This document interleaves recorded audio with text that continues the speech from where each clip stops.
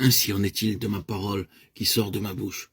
Elle ne retourne point à moi sans effet, sans avoir exécuté ma volonté et accompli mes desseins. Oui, vous sortirez avec joie et vous serez conduits en paix. Les montagnes et les collines éclateront d'allégresse devant vous, et tous les arbres de la campagne battront des mains. Au lieu de l'épine s'élèvera le cyprès, au lieu de la ronce croîtra la myrte, et sera pour l'Éternel une gloire, un monument perpétuel, impérissable. Ésaïe 55, 11 à 13. Ma parole ne retourne pas à moi sans effet. Tout ce que Dieu a dit à chacun de nous s'accomplira un jour. Si vous avez reçu la parole de Dieu par la foi, bien que cela prenne plusieurs années à s'accomplir, cependant, un jour elle portera du fruit. Oui, vous sortirez avec joie. Lorsque nous recevons la parole de Dieu par la foi, non seulement nous nous réjouissons, mais nous sommes rendus capables de partager cette joie avec les autres. Nous sortons avec joie à cause de la parole que nous avons reçue. Nous apportons cette même parole à ceux qui sont rejetés ou découragés, et nous leur disons, lorsque j'étais découragé, le Seigneur me parla par ces quelques paroles, et j'en fus fortifié et encouragé. Ainsi, où que nous allions, nous répandrons la joie et le bonheur que Dieu nous a donné, et beaucoup d'âmes seront amenées au Seigneur.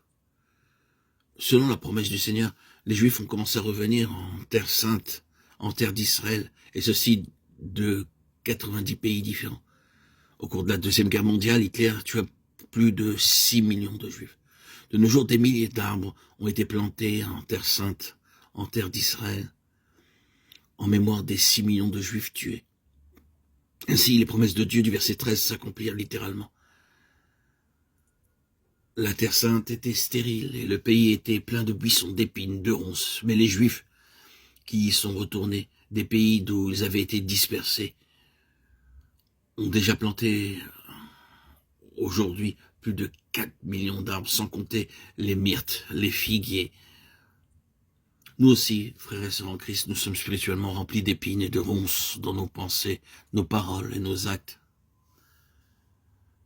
Mais Dieu promet que tout cela peut être ôté et remplacé par les grâces et les vertus du Seigneur Jésus-Christ, afin qu'un jour, nous soyons semblables à lui. Que l'étranger qui s'attache à l'Éternel ne dise pas « l'Éternel me séparera de son peuple ». Et que l'eunuque ne dise pas « voici je suis un arbre sec ». Car ainsi parle l'Éternel aux eunuques qui garderont mes sabbats, qui choisissent ce qui m'est agréable, et qui persévèrent dans mon alliance, je donnerai dans ma maison et dans mes murs une place et un nom préférable à des fils et à des filles. Je leur donnerai un nom éternel qui ne périra pas.